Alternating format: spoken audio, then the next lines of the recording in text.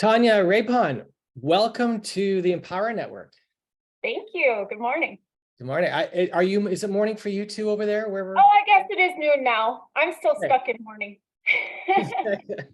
Okay, good. Well, and to those of you watching wherever you're at, thank you for being in the Empower Network. You're watching Tonya, Rebhahn, and we're gonna be talking about chain breakers today. I'm really excited. Now, Tonya brings a few different modalities together. And like I was telling you, Tonya, before we got on this, there's only been a couple people I've interviewed that deal with either, neurofeedback or binaural beats or hypnotherapy. And so this is going to be very fun to get into. So where shall we start your story? Do you want to start with what you do and then go into your story of how you came to do this? Or do you want to start with your story and then go, what do you prefer? Why don't I start with my story, because that kind of leads into how they all came together. Love it. Okay. Where does the story of Tonya start? All right. Well, I actually start with kind of a dark past. I used to be married to a very abusive ex-husband. And so, like most people who either experience trauma or abuse, you come out of those experiences with a lot of feelings of unworthiness, low self-confidence, usually a lot of troubles with anxiety, depression, all of the above, sometimes very hopeless, sometimes suicidal thoughts. Wow. And it was a very extremely abusive situation. I had 2 children with my ex-husband, and when I finally was able to leave the situation, I was actually being strangled by him and fled with my 2 boys for my life. And I had to spend some time in a women's shelter for some support and safety reasons. So it was no joke. And as you can imagine, like I had to leave with no money, and I don't have much for family for help or anything. So I was starting at rock bottom, had to go through a very, very brutal 2 years of fighting over custody of the kids and all of that. And fortunately, with the trend of abusive people, they tend to never change. And I was able to get full custody of my kids eventually, because he kept doing his ways with new people. And they were able to see that, and they knew it was a safety issue. And we were finally able to completely break away from the situation, thank God. But, not left without any scars from the situation. So being a single mom of 2 children, I was already in a situation where I was having some feelings of guilt of my children not being in the best situation, from what had happened, and being raised in a household without a strong father figure, I knew wasn't ideal for them. So I decided I needed to get my shit together, basically, to at least be the best mom I could be for them. And in the mental state I was in, I knew that I wasn't what I wanted to be for them. And I had gone to counseling. I saw therapists. I did biofeedback. I was diagnosed with anxiety, depression, and PTSD. And I did all the recommended things that they had said to do.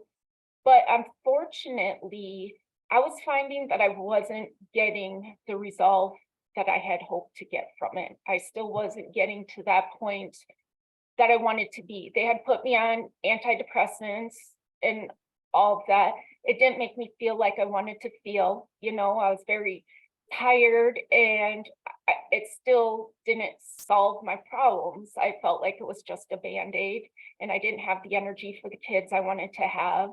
And I felt there had to be more. There had to be more that I could do, had to be some way to fight this. And so I started out kind of to be an advocate for myself. I just started on this journey of doing as much research that I possibly could in the field of like mental health and how your mind works. I was studying people like Dr. DeMartini, Dr. Joe Dispenza, Bruce Lipton, um, Dr. Silva, a lot of, the main people that we know today, Bob Proctor. I started also studying quantum physics during this journey. It was very educational. I learned a lot, and from actually taking some of what I learned from like all of them, I started trying to piece together what made sense to me and what I thought might work for me myself. And I decided to try something. And I started off by listening to subliminals at night, because subliminals, you don't have to be conscious for. You can actually be sleeping and they still work. So then I had learned that how this all works is when we're in our first 7 years of life, we're in our most absorptive years for our mind. So the people that we're around, our parents, or anybody else that is around us in them first 7 years, they're the ones that we are actually going to learn the most from and develop all of our belief systems from, of who we are and the way the world works. So that can be a good thing or a very bad thing, but, and parents, they do the best they can. We all do the best we can. But unfortunately, a lot of times the things we get in the first 7 years of our lives are not very empowering beliefs about ourselves. And so it can really set us up for not living the best life or having the best belief system and values later on in life. And so if you're, I don't know how familiar you are with how our brainwave patterns work, but you have like the alpha, beta, theta, delta states. Okay. So in those first 7 years, we're mostly in the alpha and theta states. And so that's what makes it to where everything that is around us and coming in from the outside, that's why we're able to absorb it so much and learn so much quicker. So when I was studying all these things, I had learned that when you're doing hypnosis, that's how hypnosis works, is when you get put into a trance, you're not going unconscious, you're actually being relaxed to a point where you're getting put back into those alpha and theta states, just like back when you're in the first 7 years of your life. So you're bypassing your conscious mind and going directly to your subconscious, where you actually have to change your thoughts that are running your life. Because our subconscious is actually, we're ran 95% by our subconscious thoughts and only 5% by our conscious thoughts daily. So it's really our subconscious we have to change and rewire if we want things to be different for us in our life, or to think different and run differently. So you're doing life, you Yeah. have some traumatic things happen, then you flee with your kids, you got your boys, Yeah. and you start going down the path, learning from different people, coming to an awareness of stuff you didn't know before. Yeah. And so obviously you've used this stuff to first of all change your life. So what did you notice? Because you do not just that, because you're also, we talked about other things you do, and I'll let you talk about that, but Yeah. what did you notice changed or started to change? Yeah. So as I started doing these subliminals, then I also, so kind of back to the brainwave state. So I was doing the subliminals at night, but then when I would wake up first in the morning, I had learned that when you're first waking up and right before you go to bed, you're in that alpha brainwave state. And when you're in the alpha brainwave state, that's the best time to do things like hypnosis or affirmations. So when I'd wake up right away in the morning, I would use an empowering hypnosis, like something to work on my confidence level, usually was what I would try to do there, or hypnosis on telling me that I'm worthy, to try to regain my feelings of worthiness, or one that would help me with feelings of shame, things like that, things that I was struggling with. So right away in the morning, I would do a hypnosis. Then while I'm sleeping, I would play subliminals.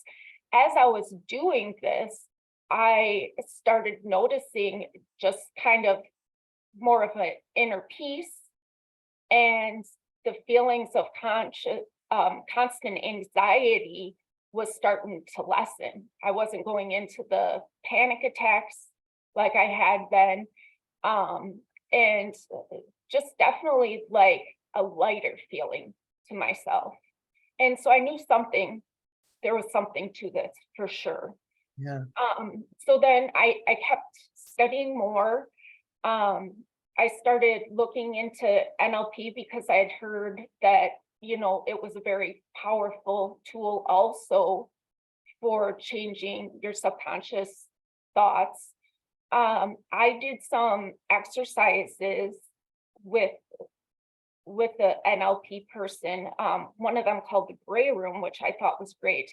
But with these kind of things, a lot is based off of visualization. Visualization is a wonderful tool to be able to retrain your brain, but also kind of relive past traumatic experiences to turn them around. Like you can take an experience you've had and make it a completely different story than what it really was.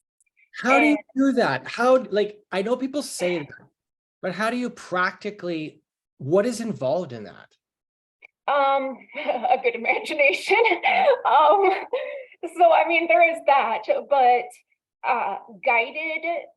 having someone be able to guide you is helpful. Some people can just do it themselves, but having somebody like walk you kind of through the process of doing it verbally while you're imagining what they're telling you to do, it's very helpful in helping you do this. For instance, like in this gray room exercise that I do with people, I walk them along where they are going down this path, and you go into this room and you are able to write down on these different colored pieces of paper. You choose if you want black and red, and you can write down like these bad things that you had happened to you, and you don't want them anymore, basically. And there's this fire going, and it's much more impactful when you do it the proper way, but just so you have an idea.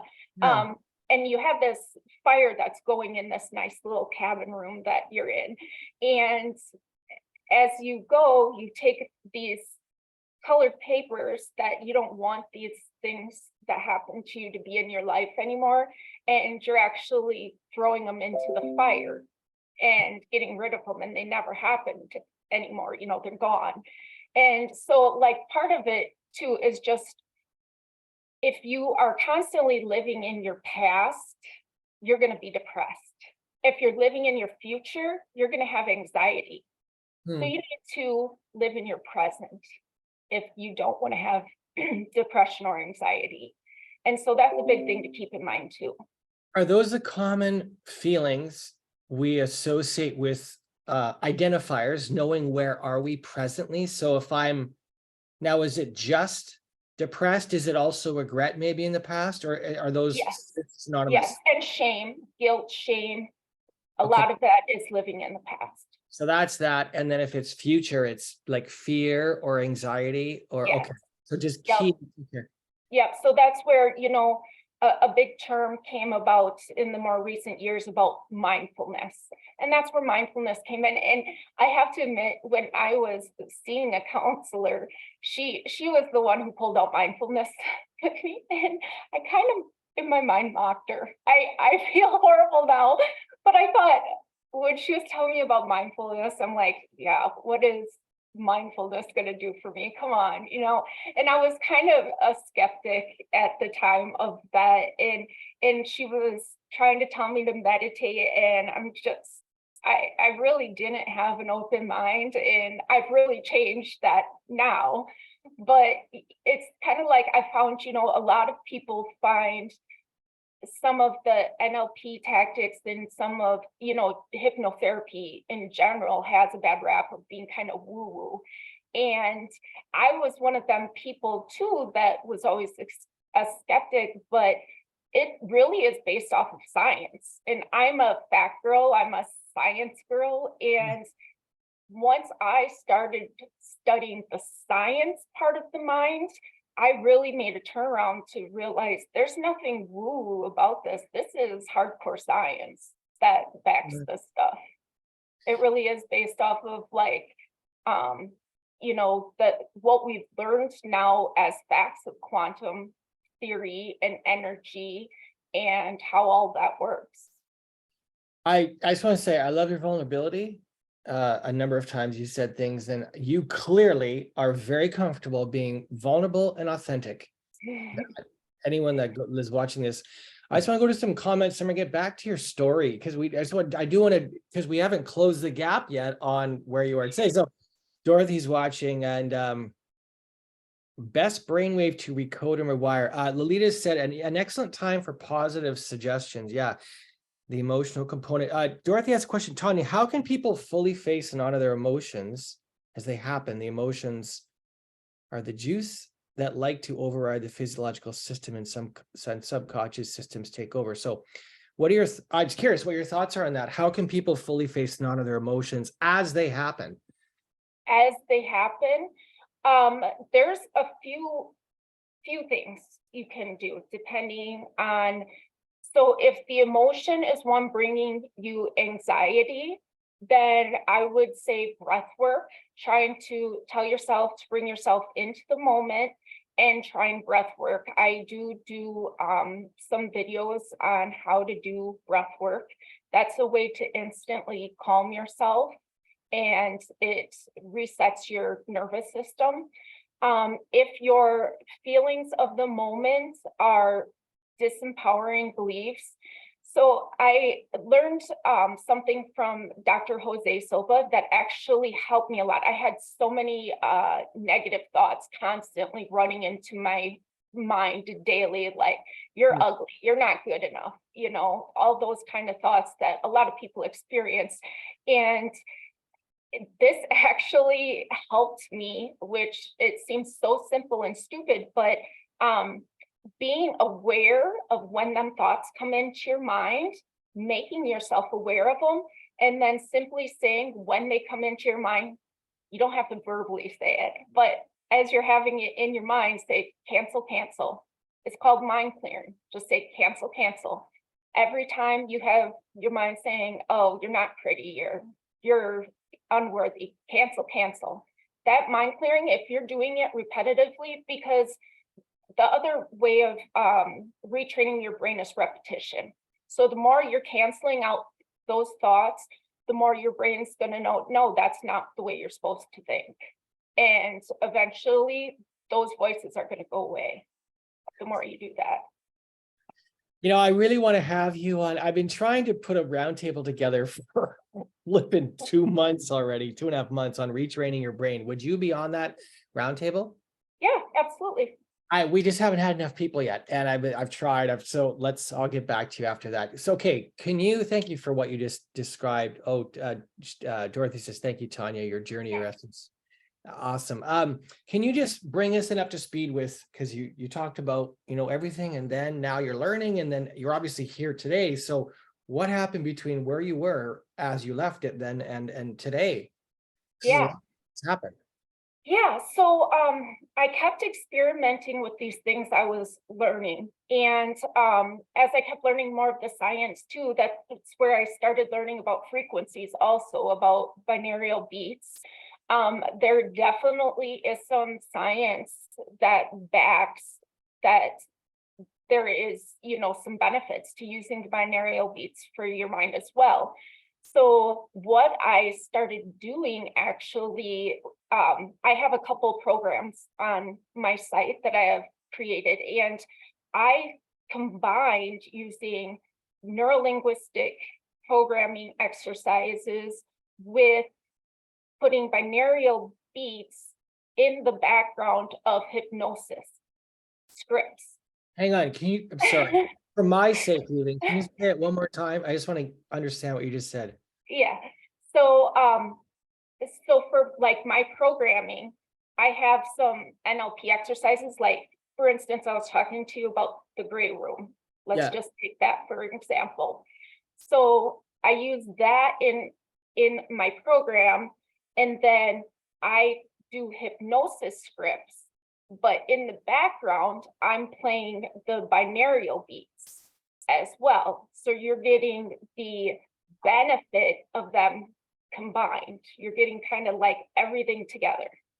So I did that to myself, and I made huge progress in my journey of mental health. And so from having find myself have such a great recovery, I got inspired to want to help others.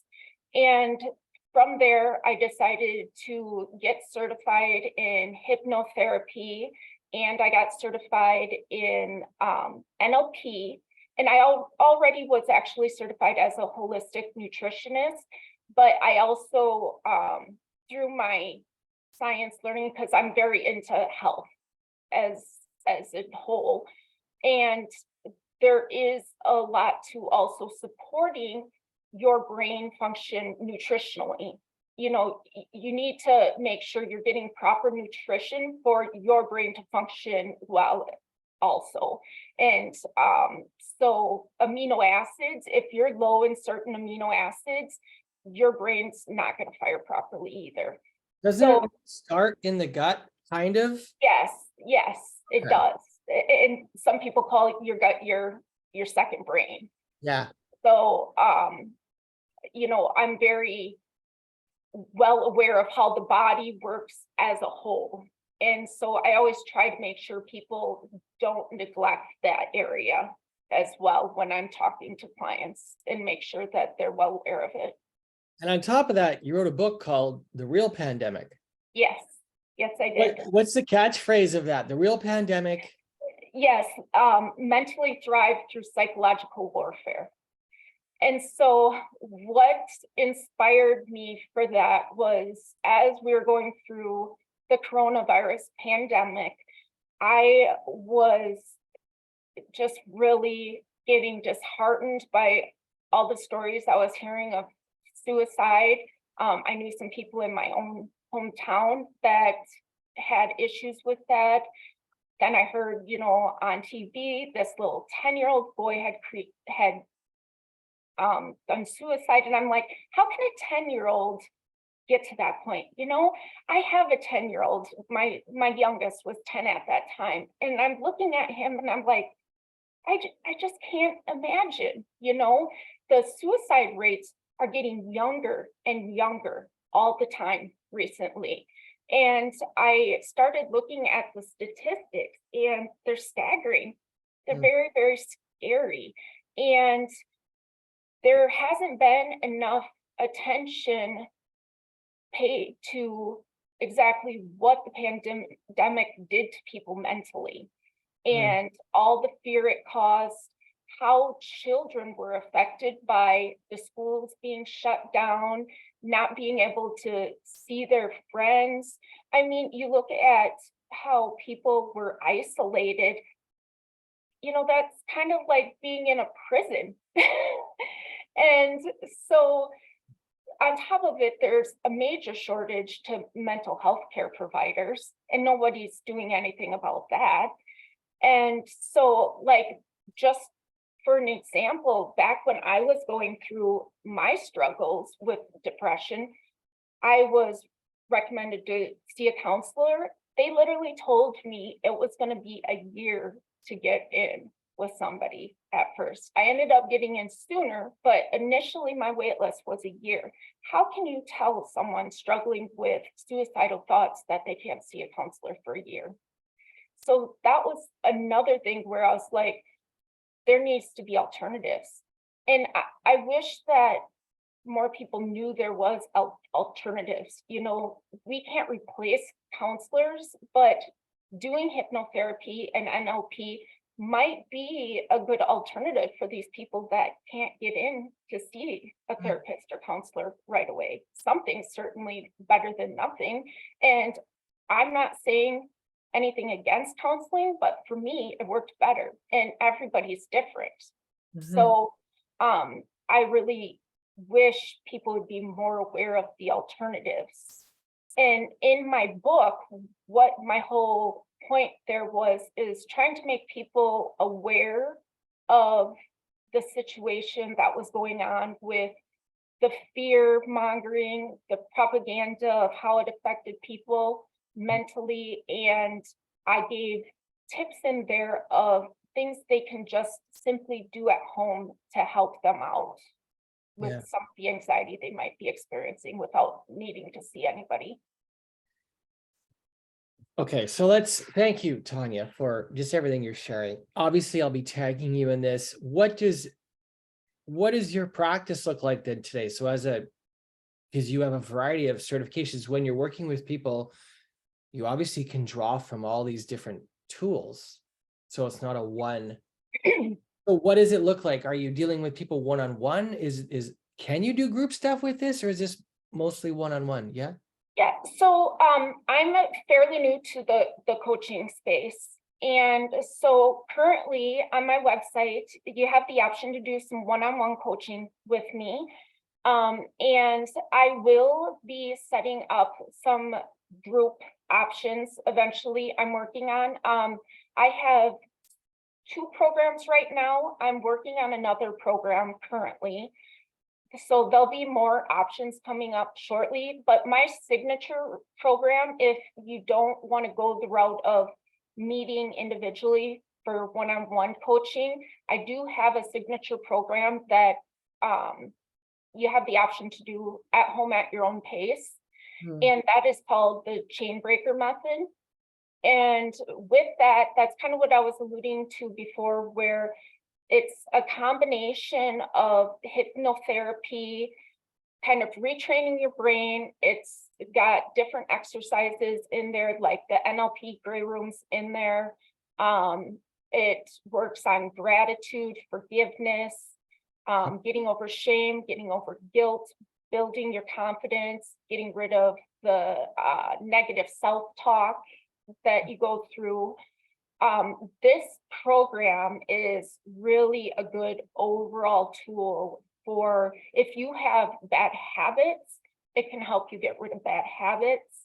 And basically any of the things we talked about today. So it's kind of a one-stop shop for a really good base to get you in the right direction. Sure. There's a bunch of comments. Just want to get to quick. Dorothy says, you speak her language. So Great. Glad to hear it, Dorothy. Thank you. You and Dorothy should connect. Lolita, she says, thank you for, and people just loving this conversation. So thank you for what you've shared. I will reach out to you after this. Thanks for showing up so authentically. That's what shocked me the most, Tonya, about you, is that you just, in the beginning of the interview, you're so authentic. You're so, the walls aren't there. And I just want you to know, I see that and I admire that. Something I tried to be, and I'm not perfect at it, but the way you did it just impressed me so much. I was like, wow. So good for you, because you're clearly not carrying shame around anything you just so freely talked about. You just open it up. Here it is. So it obviously doesn't have any power over you. So like, that's amazing. Thank you very much. I figured, I can't help people if I'm hiding from them. Well, there you go. We will leave it at that. Can't help people if you're hiding from them. Thank you so much for being on the Empower Network today, Tonya. If you've been watching this, please reach out to Tonya. I'll tag you in this and let her know what you appreciated. Tonya, there's a bunch of comments you can go back to and respond. That'd be great if you guys, and thanks for being in the Empower Network, Tonya. Yeah, And thank you. so happy that I got to interview you. Awesome. I'll reach out to you about the roundtable. Okay, sounds good. Thank you. Everyone, ciao for now.